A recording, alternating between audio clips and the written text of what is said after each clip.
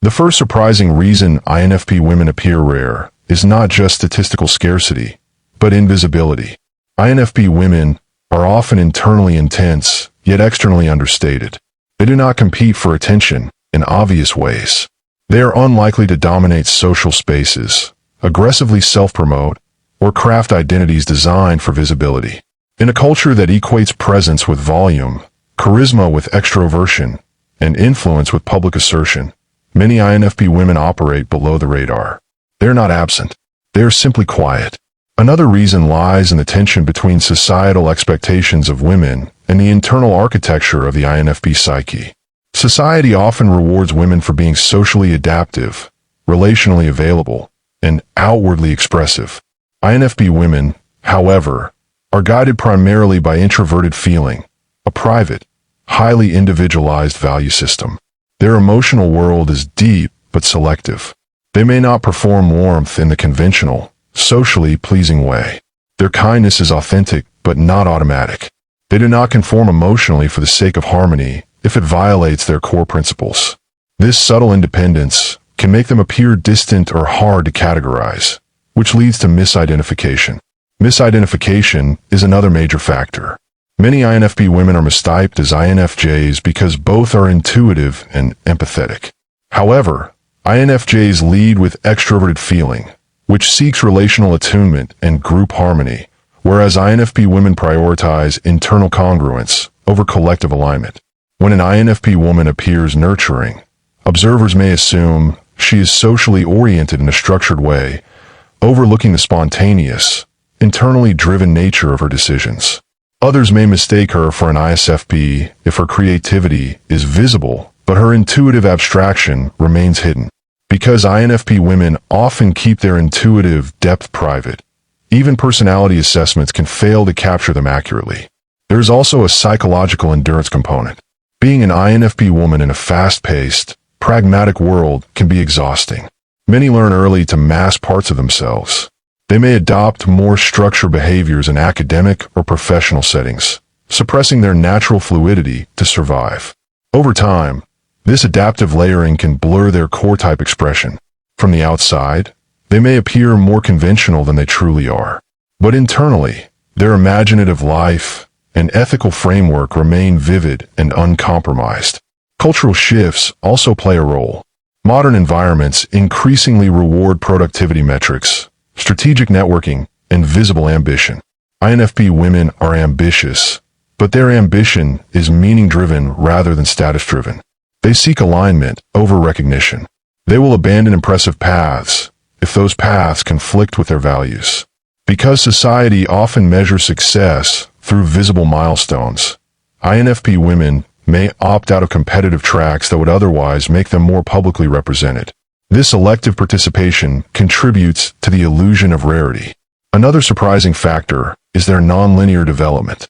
INFP women tend to mature inwardly before they stabilize outwardly. Their early years are often spent exploring identity, philosophy, creativity, and emotional nuance. While peers may be building structured achievements, INFP women are refining their internal compass. This developmental timing can make them seem uncertain or inconsistent in their 20s, which may obscure the distinct clarity that emerges later.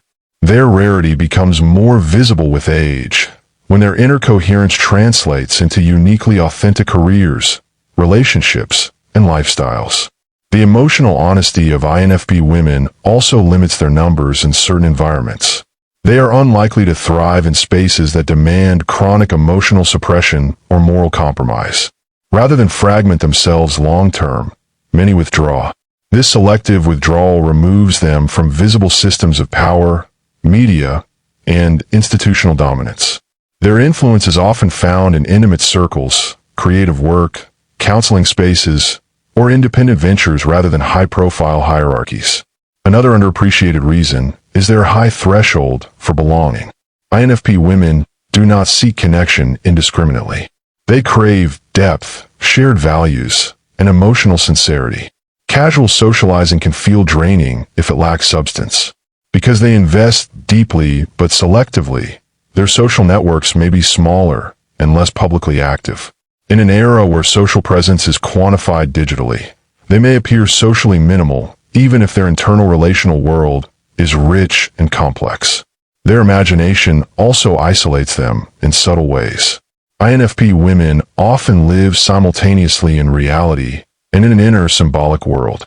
They perceive patterns, meanings, and emotional undercurrents that others overlook.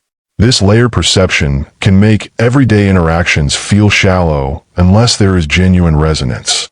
Over time, this perceptual sensitivity can reduce the number of environments in which they feel fully at home. Rarity is not only about numbers, it is about resonance frequency. INFP women operate on a frequency that not everyone tunes into. There's also the paradox of softness and strength. INFP women may appear gentle, but their internal convictions are immovable. Once they have formed a value judgment, it is extraordinarily difficult to coerce them.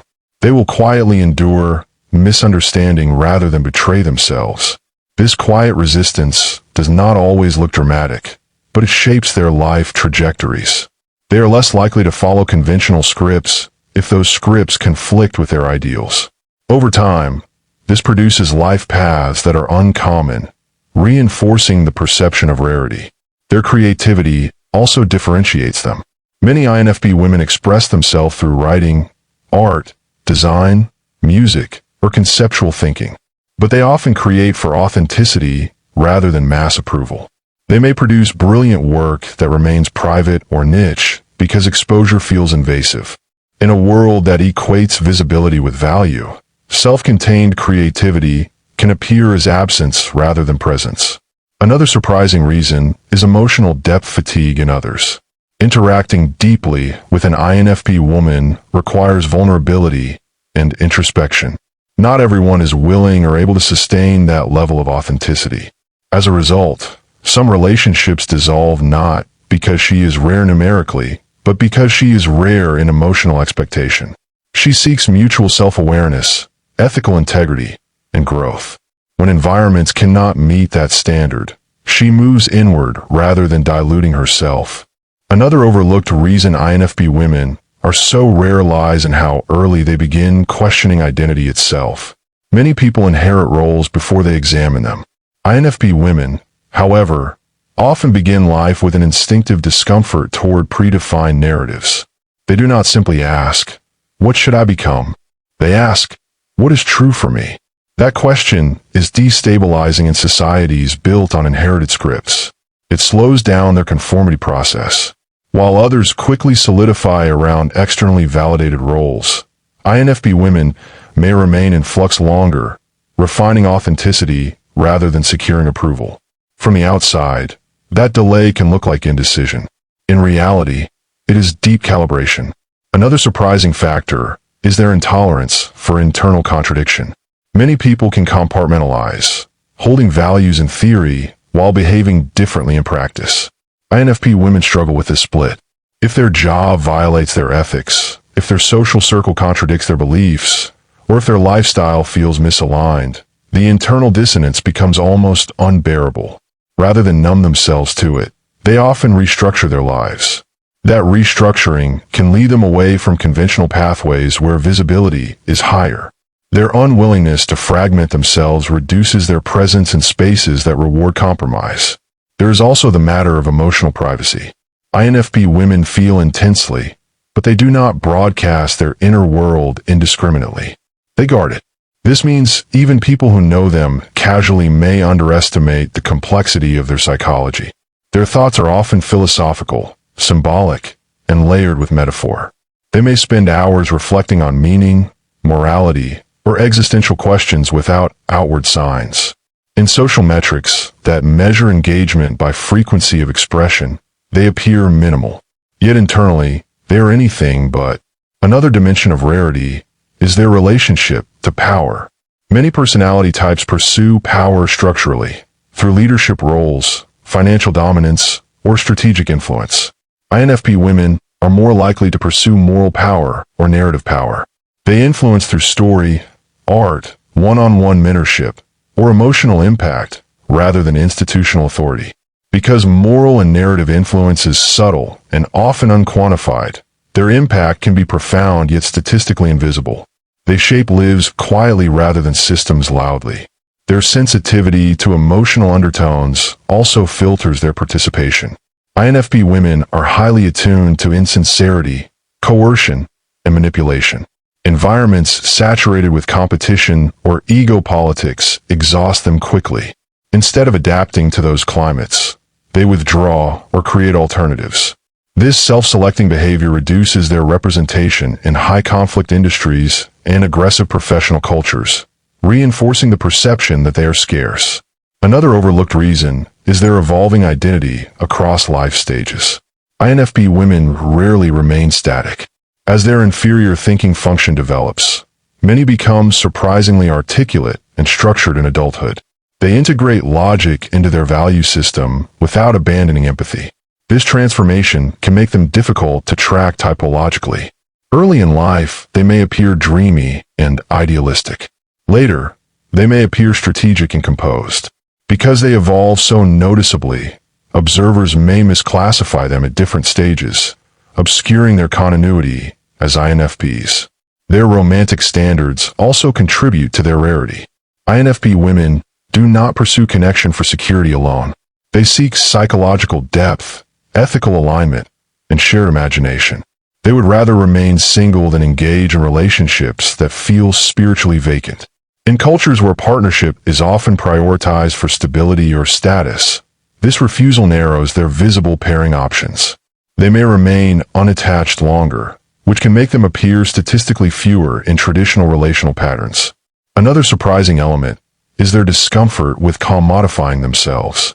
Modern culture often rewards branding, turning personality into product. INFP women frequently resist this. They may feel uneasy packaging their identity into digestible narratives for mass consumption. This reluctance to self-market reduces their algorithmic presence in digital spaces.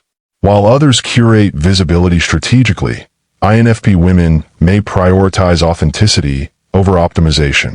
The result is underrepresentation in highly visible arenas like influencer culture or corporate self-promotion. There's also a resilience component that paradoxically hides them.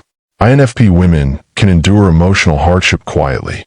Because they process internally, others may not witness their struggles. This makes them appear serene or detached, when in fact they are navigating profound internal storms. Their resilience does not always look dramatic. It looks like quiet recalibration. Observers may misinterpret this composure as simplicity, overlooking the depth that makes them rare. Another dimension is their nonlinear relationship with ambition. They are often ambitious about meaning rather than milestones. If a career path loses its sense of purpose, they may pivot entirely, even at great cost. These pivots can make their resumes unconventional. In data-driven environments that track linear advancement, nonlinear trajectories are less visible. Yet these shifts are usually acts of alignment rather than instability. Their relationship to community also differs from expectation. INFP women may long for belonging, yet they resist assimilation. They prefer communities built around shared values rather than shared convenience. This means they may spend long periods searching for their tribe, sometimes building it from scratch through creative or philosophical niches. Because these communities are often small and value-driven, they remain outside mainstream demographic clusters. Another factor is the intensity of their internal moral compass. INFP women often hold nuanced ethical frameworks that go beyond surface-level opinions. They consider implications, human impact, and philosophical coherence. This reflective moral process takes time and solitude. In fast-moving discourse environments where quick reactions are rewarded, their slower, more contemplative engagement can make them appear absent from public debates, even when their thinking is deeply engaged. INFP women are rare not only because of distribution statistics, but because of behavioral divergence. They diverge from visibility norms, success metrics, relational expectations, and identity scripts. They build from the inside outward. In a world that measures from the outside inward, that inversion will always seem uncommon. Their rarity is not a deficit. It is a byproduct of integrity maintained over time.